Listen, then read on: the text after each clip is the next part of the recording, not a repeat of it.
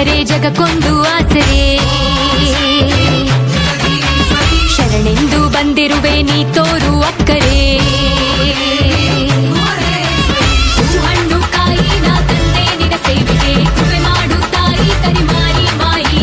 9 ವಾರ ನಾ ಬಂದೆ ನಿನ ಪೂಜೆಗೆ ವರ ನೀಡು ಅಂಬೆ ಶ್ರೀ ಮಾರಿ ಕಾಂಬೆ. ಲೋಕಮಾತೆ ನೀನೆಂದು ನಂಬಿ ಬಂದೆ ನಾನಿಂದು ನೊಂದು ಬೆಂದ ಜೀವವಿದು ರಕ್ಷೆ ಮಾಡು.